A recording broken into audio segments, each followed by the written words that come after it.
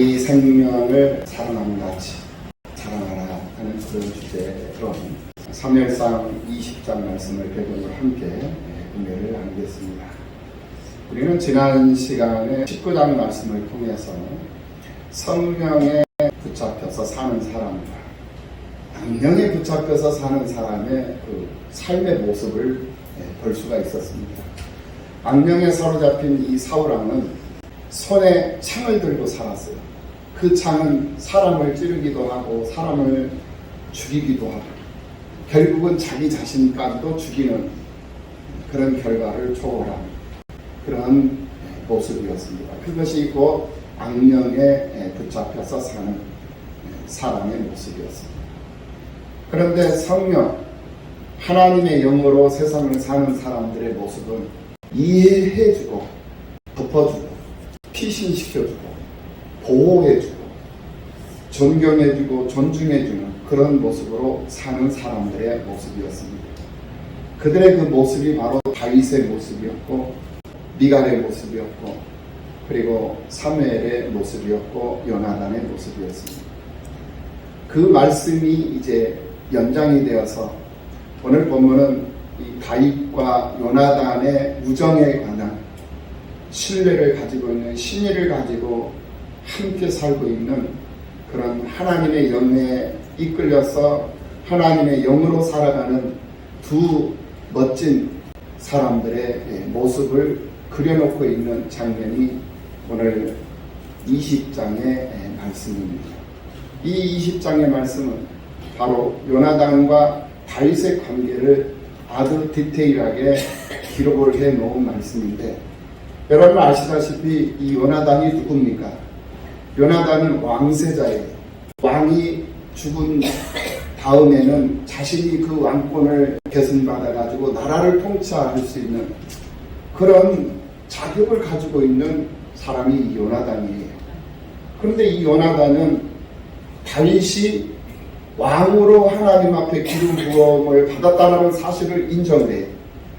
자기가 이제 왕이 된다라는 그런 순위에 있음에도 불구하고 시기하지 않았어요. 경계하지도 않았고 질투하지도 않았어요. 희생을 하지 않았다는 거예요. 그리고는 인정을 했습니다. 그리고는 그를 오히려 보호를 해요. 이게 바로 하나님의 영을 힘입고 세상을 사는 사람의 모습이다라는 거예요. 오늘 우리들도 그래야 돼요.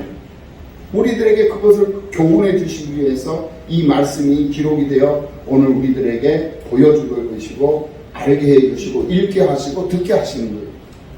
그래서 믿음으로 우리가 세상을 살아가는 우리의 모습인데 우리의 모습이 어떤 모습으로 어떤 마음가짐으로 세상을 살아가야 하는가, 그것이 하나님의 영으로 세상을 사는 사람 삶인데 그 영으로 하나님의 영으로 세상을 살아가는 그 삶의 그 모습이 어떤 모습인가를 적나라하게 우리에게 보여주심으로 해서 우리들도 그렇게 살아야 한다는 사실을 가르쳐주고 있는 말씀이라는 거예요.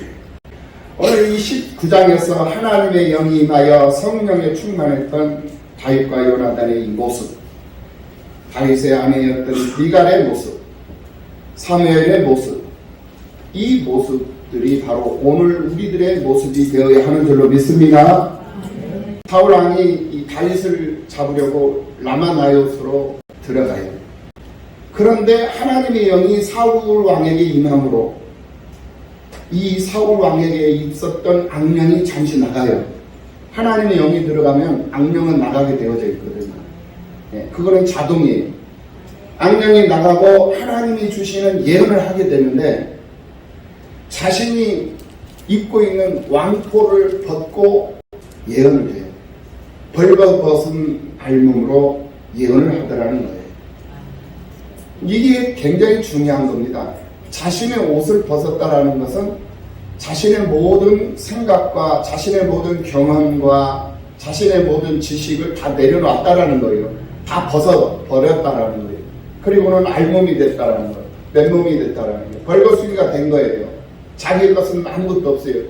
자기 경험도 지식도 경력도 자기가 가지고 있는 힘도 돈도 다 내려놓았다라는 거예요. 하나님 앞에만. 그리고는 알몸이 되었다라는 거예요. 자, 그래서 자기의 옷을 벗고 알몸이 되었으면 다시 입어야 할 옷이 있어요. 그 옷이 뭐냐? 바로 하나님의 옷이거든요. 그 옷, 하나님의 옷이라고 말하는 그 옷은 바로 말씀의 옷이요 예수 그리스도의 옷을 입어야 한다는 거예요. 하나님의 말씀의 옷을 입고 예언을 했어야 된다는 거예요. 그런데 말씀의 옷을 입고 예언을 한 것이 아니라 벌거벗은 몸으로 누워서 예언을 하고 있었다라는 말씀을 볼 때 사울왕의 잘못된 모습을 우리는 다시 한번 또 느껴볼 수가 있는 거예요.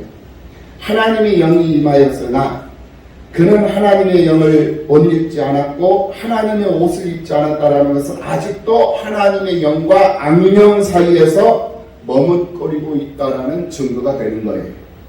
이것이 바로 사울에게는 하나님께서 주시는 마지막 기회를 놓쳐버리는 불행 중에 불행이 되고 말았다. 사울왕에게 하나님은 계속적으로 기회를 주셨어요. 사울왕을 세우신 것을 하나님은 후회하셨거든요. 하나님 후회하셨다라고 공개적으로 말씀을 하셨어요. 그랬으면 그 말을 들은 사울왕은 어떻게 해야 됩니까? 하나님 앞에 엎드려야 되거든요. 하나님 앞에 엎드려져서 하나님 앞에 회개하고 잘못을 뉘우치고 용서를 바라면서 회개하는 모습으로 세상을 살아야 되는 거예요. 근신하는 모습으로 세상을 살아야 되는 거예요. 그것이 하나님 앞에 엎드려진 자의 모습이고 회개하는 자의 모습인 거거든요. 회개했으면 근신함이 따라야 돼요. 회개해놓고는 근신하지 않고 또 다른 삶을 하나님이 주셨음에도 불구하고 그곳에서 똑같은 삶을 살아버린다면 그거는 회개가 아니에요. 회개를 했으면 반드시 근신하는 모습이 보여져야 된다는 거예요. 다른 모습이 보여져야 돼요. 수정된 모습, 변화된 모습, 달라진 모습이 나타나고 보여져야 된다는 거예요. 그런데 그렇지가 않았다라는 거예요. 여전히 하나님께서 사울왕을 선택하시고 세우심을 후회하셨다라는 말을 들으면서도 여전히 똑같은 행동을 하는 거예요. 그래서 하나님이 또 기회를 주시고 여러 번 하나님이 사울왕 앞에 기회를 주셨던 거예요. 그런데 그 기회를 주셨음에도 불구하고 사울왕은 그 기회를 그냥 지나쳐버리고 결국은 마지막 기회까지도 놓쳐버리는 그런 불행한 사람이 되고 말았다라는 거예요. 사울이 황홀경에 빠져서 누워있는 동안 다윗은 궁정으로 돌아가서 요나단과 상의를 합니다. 왕자에 앉아있는 사람이 자기의 대적이 되어져 있지만은 왕궁에 이같이 은은할 친구가 있다는 것은 참 다행스러운 일이 아닐 수가 없다라는 거예요. 그렇습니다. 아무리 답답하고 아무리 힘든 일이 우리에게 주어져 있다 할지라도 우리를 위해서 함께 은은할 수 있는 상대가 있다는 것은 행복이거든요. 그것은 내가 살아갈 수 있는 길이 있다는 것을 증명해주는 결과라고 볼 수가 있어요. 그것이 뭐냐? 우리가 은은할 수 있는 대상이 누구냐? 바로 예수 그리스도지 않습니까? 그래서 우리가 어려운 문제가 생기면 주님의 몸된 교회에 들어와서 주님 앞에 주님의 이름으로 기도하는 거예요. 주님과 대화하는 거예요. 은은하는 것이다라는 거예요. 그래서 왕자에 있는 그 사람과 왼수가 되어져 있지만 그 사람이 자신을 죽이려고 혈안이 되어져 있지만은 그 속에서도 자기와 의논할 수 있는 대상이 있다라는 거예요. 이것이 그 사람에게는 축복이 되는 거예요. 여러분들도 세상을 믿음으로 살면서 여러 가지 어려운 일들, 생각지 않았던 일들, 예기치 않았던 일들, 그런 삶 속에 그런 변수들이 많이 생겨나게 되어져 있어요. 이것이 인생이거든요. 인생의 변수는 예측할 수 없는 일들이 있는 거예요. 그런 예측할 수 없는 일들이 일어났을 때 우리는 누구에게 의논을 하느냐, 이게 중요한데 그 의논의 대상자가 바로 예수 그리스도다. 예수님과 의논을 하고 예수님 앞에 맡기고 예수님을 의지하면서 갈 때 그 예수님이 우리를 보호해 주시고 우리를 지켜주신다라는 거예요. 그 모형이 바로 오늘 본문에 나오는 이 요나단이었다라는 거예요. 그 모형이 오늘 본문에 나오는 요나단이요, 그 다윗의 모형이 바로 오늘 우리들이고 우리들의 모형이 바로 이 다윗 왕이었다라는 거예요. 다윗과 요나단의 이 관계는 예수님과 오늘 우리와의 관계였다라는 사실을 이 본문을 통해서 우리가 다시 한번 확인해 볼 수 있는 거예요. 그래서 요나단과 다윗이 대화를 통해서 서로 신뢰를 하고 서로 인정을 하면서 서로 의지를 하면서 요나단은 다윗을 도와주고 다윗은 요나단을 의지하면서 그러면서 이제 이별의 아픔까지도 겪는 그런 과정이 그려져 있는 말씀이 오늘 본문의 말씀인 것을 볼 수가 있어요. 어떤 일을 하다가 자신을 미워하고 멸시하는 자들이 있더라도 그 일로 마음 상할 필요가 없다 라고 우리는 결론을 내려볼 수가 있습니다. 그 이유가 뭐냐? 왜 그러느냐? 그것은 우리를 사랑하고 나를 사랑하는 사람이 있고 나를 아끼는 사람들도 있다라는 것이에요. 나를 미워하고 나를 시기하고 나를 어렵게 하는 사람도 있지만은 반대로 나를 좋아하고 나를 아끼는 사람도 있다라는 거예요. 그러니까 우리가 좌절할 이유가 없고 우리가 실망할 이유가 없고 우리가 낙심할 이유가 없다라는 거예요. 포기하지 말라는 거예요. 할 수 있다 하면 된다. 해보자. 어려운 상황 가운데 놓여있다 할지라도 믿음으로 그것을 이겨낼 수 있는 그런 의지를 가지고 예수 그리스도와 의논하고 그를 의지하면서 그의 도우심을 바라면서 전진해 나갈 때 삶을 단단히 삶을 살아나갈 때에 하나님은 우리와 함께 하시는 줄로 믿습니다. 그 모습이 오늘 본문의 모습이었다라는 것입니다. 다윗은 요나단에게 자기의 결력을 호소합니다. 우리가 하나님 앞에 기도하잖아요. 하나님, 나는 이렇습니다. 내 잘못을 인정하기도 하고 나는 내 마음은 이렇습니다. 하나님 아시지 않습니까? 그런데 하나님, 내가 많은 사람들에게 오해를 받고 있습니다. 많은 사람들에게 이렇게 어려움을 당하고 있습니다. 하나님, 내게 피할 길을 주시옵소서 라고 우리가 기도하는 것, 그 기도의 모습이 오늘 요나단 앞에 다윗의 고백의 모습이었고, 그 요나단 앞에 고백하는 그 다윗의 모습이 바로 요나단이 다윗을 위로하고 다윗에게 힘을 주는, 용기를 주는, 희망을 주는, 소망을 주는 다윗 요나단의 그 모습이 바로 오늘 우리를 향하신 예수님의 모습이다라는 말씀입니다. 요나단은 자신의 왕위를 계승받을 수 있는 왕세자였어요. 그럼에도 불구하고 하나님께서 다윗을 왕으로 기름 부으셨다는 사실을 인정했어요. 이것은 다윗을 인정하는 것이지만 다윗만 인정하는 것이 아니라 하나님을 인정했기 때문에 다윗을 인정할 수가 있었던 거예요. 하나님을 인정하고 하나님을 받아들이고 하나님과 함께하는 사람은 하나님이 섭리하시고 하나님이 이끌어가시는 그 일들을 다 인정하고 따라가는 거예요. 그것이 믿음의 사람들이라는 사실을 믿으시기 바랍니다. 믿음의 사람은 자기 의지대로, 자기 생각대로, 자기 방식대로 세상을 살아가는 것이 아니라 하나님의 의지대로 하나님께서 이끌어 가시는 그 이끄심을 따라가는 것이 바로 믿음으로 사는 사람의 진정한 모습이 되는 거예요. 그래서 오늘 본문 4절에서 이 요나단은 너그럽게 내 마음의 소원이 무엇이든지 내가 너를 위하여 그것을 이루리라 라고 다윗에게 위로의 도움을 주겠다라는 약속을 하고 있는 것을 볼 수가 있어요. 이것이 바로 하나님의 영으로 세상을 사는 사람의 모습이다. 성령으로 사는 사람은 상대방을 인정을 해요. 믿습니까? 성령으로 사는 사람은 하나님을 인정합니다. 하나님의 뜻으로 세상을 사는 사람, 하나님의 영에 힘있고 하나님의 영에 이끌려서 세상을 살아가는 사람은 자신의 뜻대로 사는 것이 아니에요. 하나님의 뜻대로 사는 사람이다라는 거예요. 사울왕이 이렇게 다윗을 죽이기 위해서 혈안이 되어져 있어요. 미쳐 있었다라는 거예요. 그러다 보니까 국가의 군사력을 다 소진해버리고 국가의 경제력도 다 허비해버리고 그런 상황에서 월상 예배를 드리기 위한 모임을 갖고 공동 식사를 이제 하게 되는 그런 시간이 다가오고 있었어요. 그런데 그 시간이 다윗에게는 한정이었던 거예요. 월상 예배를 드려야 하는 상황이 지금 다가오는 거예요. 그 월상 예배라는 것이 뭐냐? 바로 한 달에 한 번 예배를 드리는 거예요. 매월 첫날 하나님 앞에 온전히 하루를 헌신하여 드리는 그날이 바로 월상 예배를 드리는 날이에요. 그러니까 안식일은 매주 첫 날이 안식일이에요. 그러니까 주일이다 이 말이에요. 이제 안식일은 마지막 6일 토요일이 안식인데 이제는 안식일을 예수 그리스도께서 한 몸으로 다 완성을 이루신 거예요. 그래서 예수 안에 들어오면 7일이 다 안식이 되는 거예요. 할렐루야. 하루만 안식이 아니라 우리는 한 주일을 살아가는데 안식하면서 살 수 있는 거예요.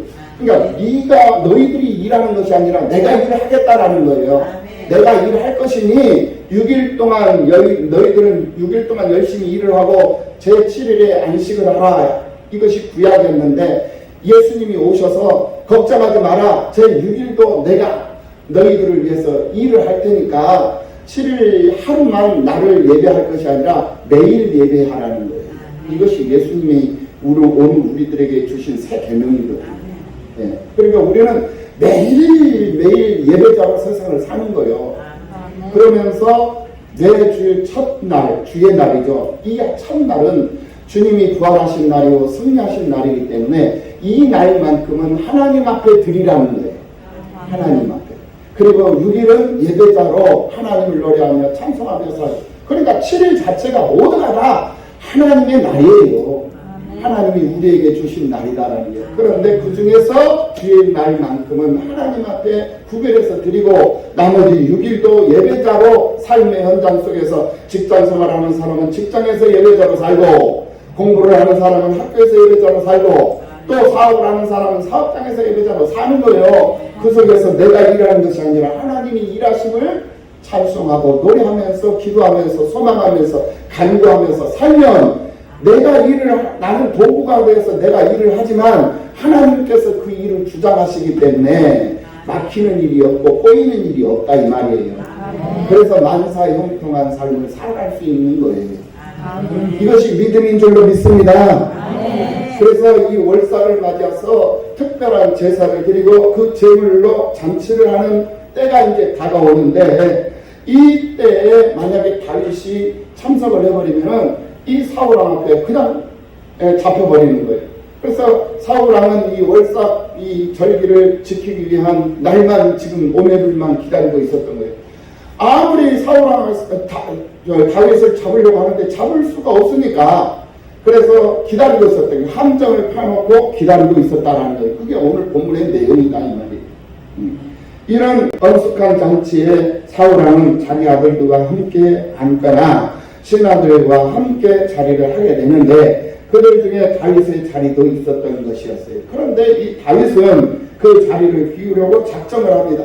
그 자리는 다윗을 잡으려는 사울왕의 함정이었기 때문에 그렇다라는 거예요.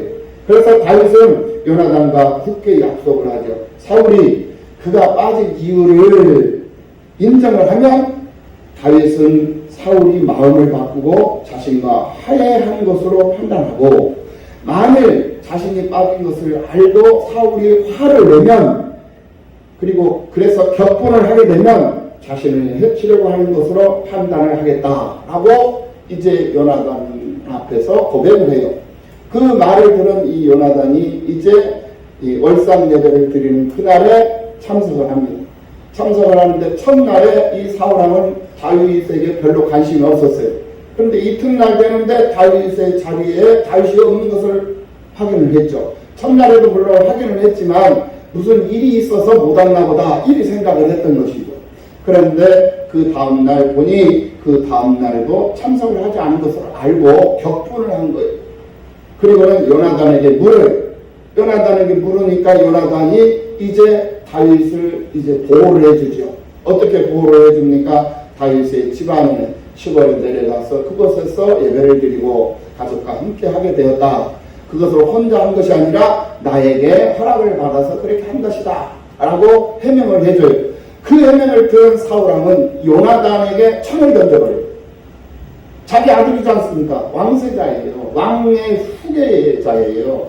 그런데 그 격분, 그 상황을 참지 못해가지고 그 자기 왕세자인 이 요나단에게 창을 던져버린다라는 거예요. 그 말씀이 오늘 33절의 말씀이에요. 사울이 요나단에게 단창을 던져 죽이려 한지라.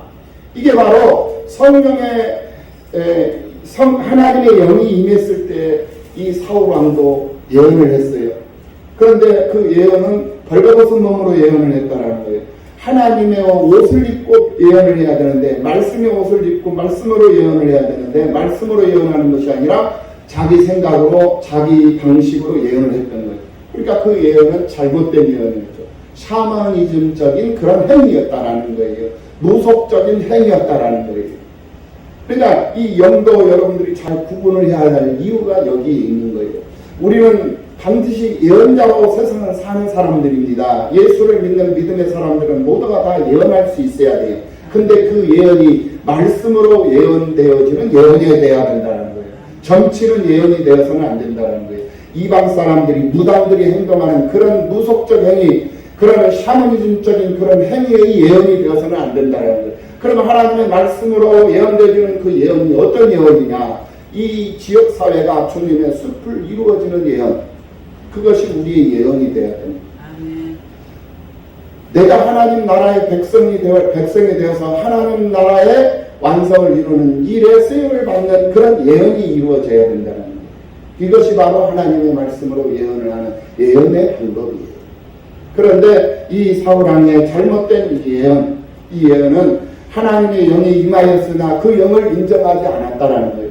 그렇기 때문에 벌거벗은 몸으로 하나님의 옷을 입지 않고, 말씀의 옷을 입지 않고 벌거벗은 몸으로 예언을 했던 거예요. 잘못된 예언이었다라는 거예요. 그런 상황 가운데서 다시 하나님의 영이 나가니 그에게는 악령이 들어와 버린 거예요.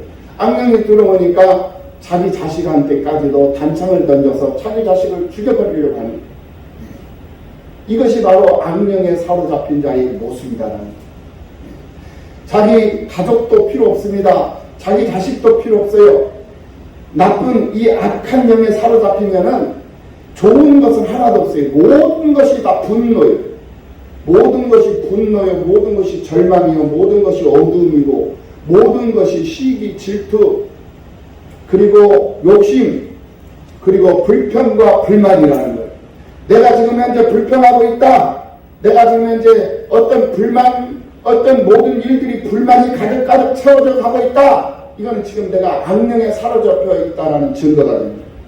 그런 모습이 진단이 되면 우리는 어떻게 해야 되느냐? 하나님 전에 와서 하나님 앞에 엎드려져야 된다. 하나님 앞에 엎드려져야 된다. 할렐루야! 엎드려져야 된다. 하나님 앞에 엎드려져야 된다 이 말이에요. 그래야 할 때 악령은 나가요. 그래야 나가는 거예요. 그래야 나가는 거예요. 그래서 악령에 사로잡힌 자는 자식도 몰라봐요. 그래서 자식도 죽여요. 악령에 사로잡혔기 때문에 사위도 죽여버리고 자식도 죽여버리고 다 죽여버리는 거예요. 남아 있는 건 하나도 다 죽여버려요. 그래서 악령이 무서운 거예요. 결국은 패망이에요. 모두가 패망. 너도 죽고 나도 죽고 다 죽는 거예요. 이것이 악령의 결과다. 그러나 성령에 사로잡혀 있는 사람들은 너도 살고 나도 살고 우리 모두 다 사는 거예요. 우리 모두 다 사는 거예요. 남을 욕하고 남을 흠잡고 남을 비방하고 비판하고 이거 다 악령에 사로잡힌 것이다 이거예요. 할렐루야. 성령으로 사는 사람은 절대 그렇지 않습니다.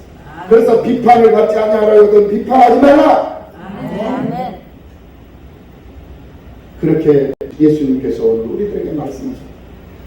비교하지 말고 비판하지 말고 그러면서 불평하지 말고 불만하지 말고 불평하는 순간 너 죽고 나 죽는 거요.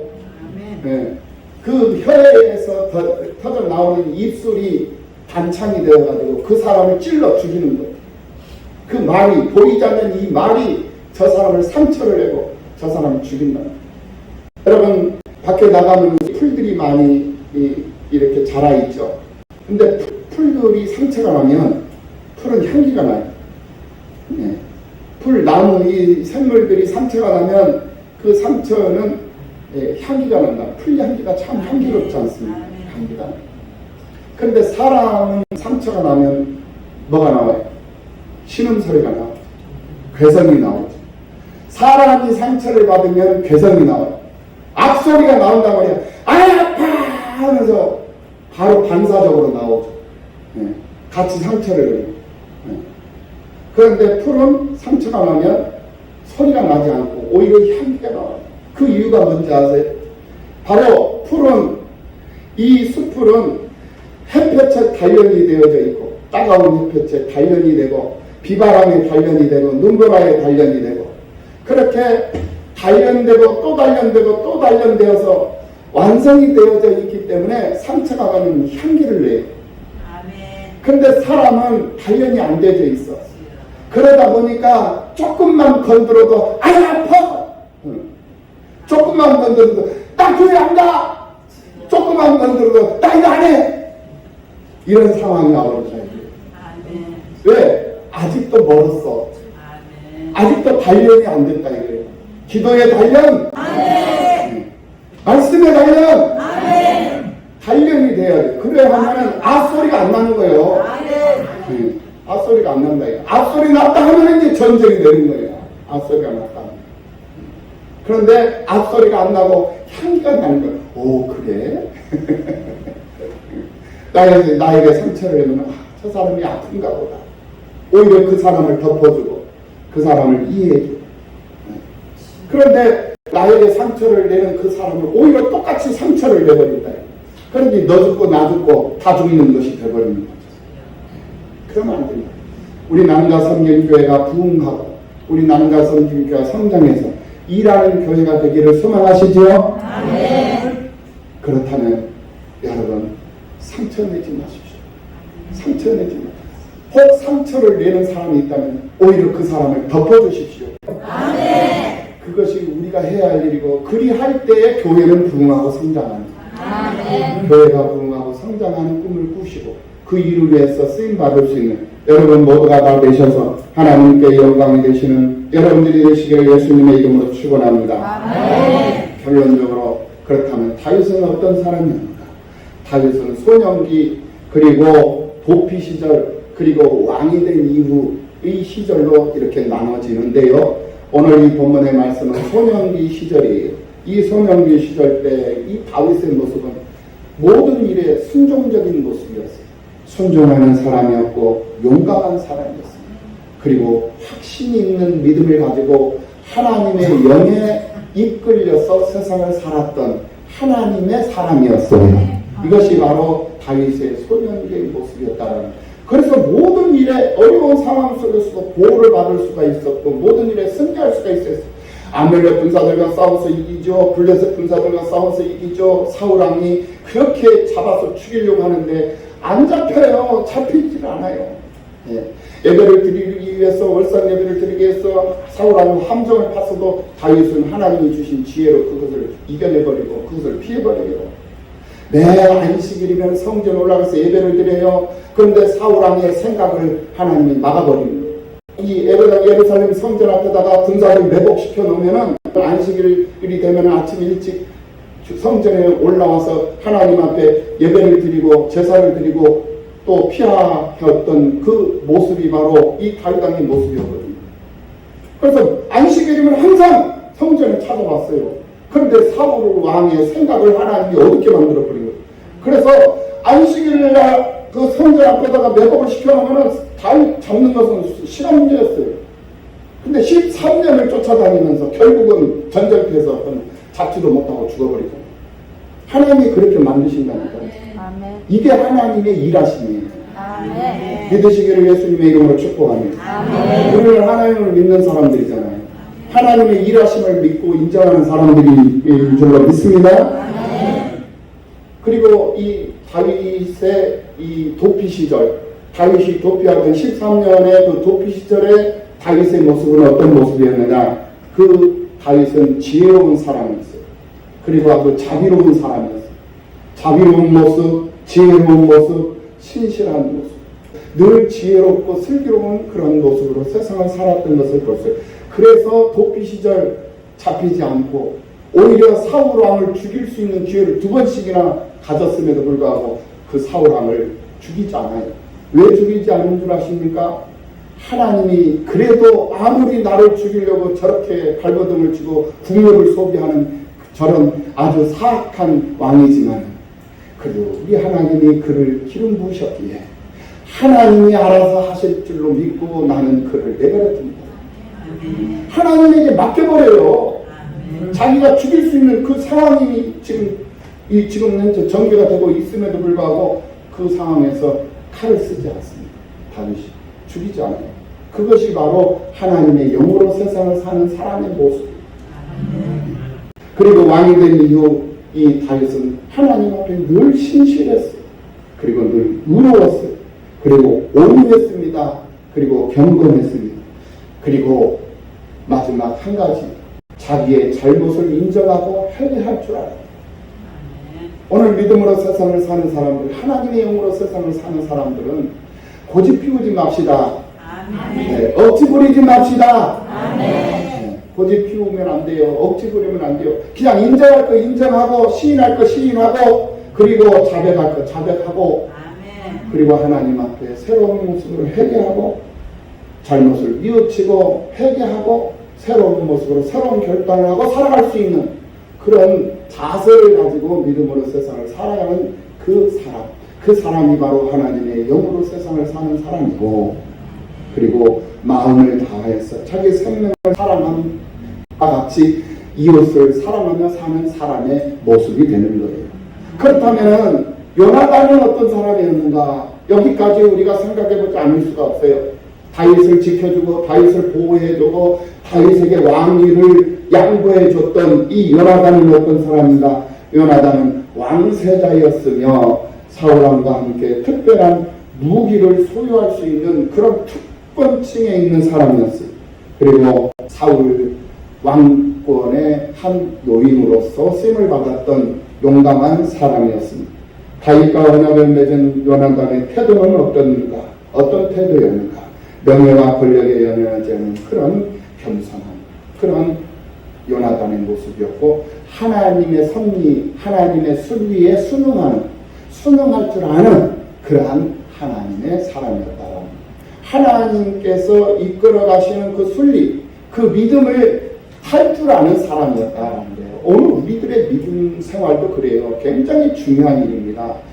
믿음, 그 흐름, 교회의 흐름을 탈 수 있는 사람이 되라는 거예요. 교회의 그 흐름을 타면서 신앙생활을 할 수 있는 사람이 되라는 거예요. 교회의 흐름을 거슬려 버리면 안 된다라는 거예요. 그 말이 무슨 말인지 이해가 되시죠? 네. 이해가 안 되면 또 설명을 해야 되니까 시간이 자꾸 가니까, 교회가 이런 흐름으로 지금 흘러가고 있으면 그 흐름을 함께 타줘야 힘을 얻는 거예요. 그런데 교회가 흐름을 타고 있는데 그 흐름을 거슬려 버려. 옆구리 김밥 터지는 소리만 픽픽 해서 해버리면 이거 배려버린다 이거예요. 기도는 못 해줄 망정, 응원은 못 해줄 망정, 힘은 보태주지 못할 망정, 힘 빼버리면 안 된다 이거예요. 지금 우리 남과 성길교회가 지금 어떤 상황이 있습니까? 다음 주면은 지금 여름 추앙회를 지금 이제 계획하고 있습니다. 지금 3주 전부터 지금 거의 한 달 전부터 지금 이 일에 지금 집중을 하면서 기도하면서 준비하면서 이렇게 하고 있어요. 이제 한 주일밖에 안 남았어요. 다음 주일에는 여러분들 교회 오실 때 어떤 복장으로 오느냐? 1박을 할 수 있는 복장으로 와야 돼. 그래서 예배 딱 끝나면 바로 버스에 올라가가지고 버스에서 주먹밥도 먹으면서 1시간 한 10분 정도, 한 10분, 20분 정도 이제 수양의 신선 계곡으로 이렇게 이동을 해가지고 거기서 여자를 풀어가지고 그때부터 1박 2일간 즐겁고 신나게 게임도 하고 말씀도 듣고 또 물놀이도 하고 그러면서 지내게 된다. 저녁에는 캠프파이어를 하고, 우리 전도사님들 4분이서 얼마나 지금 목사님한테 지금 시달리는지 알아요. 목사님이 전도사님들 지금 막 쥐잡듯이 잡고 있어요. 네. 왜냐? 캠프파이어를 성공적으로 해야 됩니다. 캠프파이어를 어떻게 해야 될 것이냐? 네. 성령이 임하는 캠프파이어. 모든 성도들이 회개하고 눈물을 흘리며 하나님 앞에 그동안의 잘못된 것을 잡아가고 새롭게 거듭날 수 있는 기회를 만들어가고, 목사님이 그렇게 명령을 해놓고 전도사님들 지금 현재 쥐잡듯이 잡들이 하고 있는 거예요. 그러니까 전사님도 꼼짝 못하고 지금 이제 다 순종하고 지금 준비하고 있잖아요. 할렐루야. 아멘. 지금 우리 전사님들 네 분이서 지금 생업을 다 뒤로 하고 막 그냥 여기에 지금 전념을 하고 있어요. 우리 회장님들도 이제 기도하면서 합류하고 이제 다윗과 요나단이 이별을 합니다. 이별을 하는데 다윗이 눈물을 흘려요. 다윗이 왜 눈물을 흘리느냐? 정말 소중한 가정을 뒤로 하고 이제 도망을 가야 돼요. 언제 만날 수 있을지 없을지도 몰라요. 기약이 없어요. 그래서 다윗이 요나단 앞에 눈물을 흘려요. 그리고 요나단에게 3번 절해요.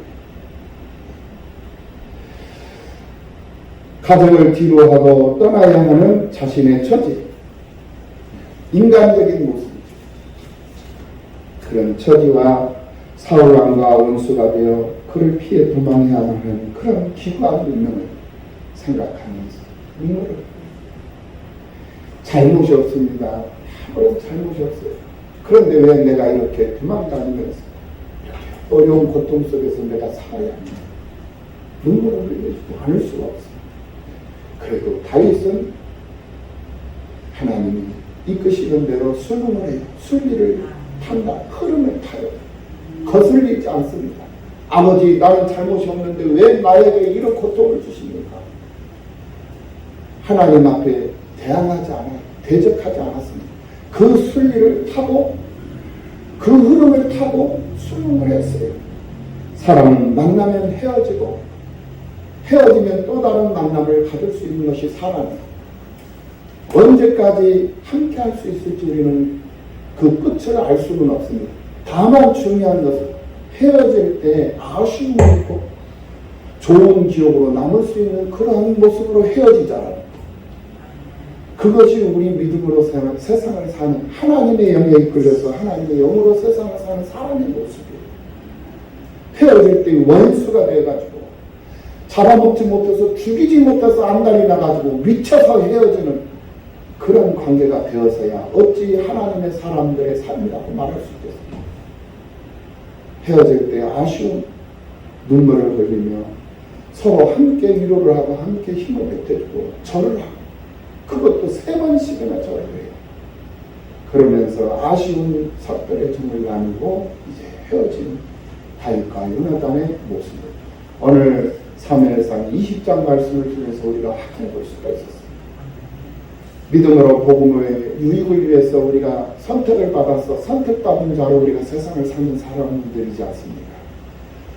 우리가 목적을 놓고 정말 하나님의 사람들로 교회를 세우기 위해서 힘쓰고 애쓰면서 사는 사람들이 조금 내 뜻과 내 의견에 맞지 않는다고 그 사람을 미워할 일도 없고 어떤 형편과 상황에 의해서 그 사람과 헤어질 수도 있는 것이 우리 인생이에요.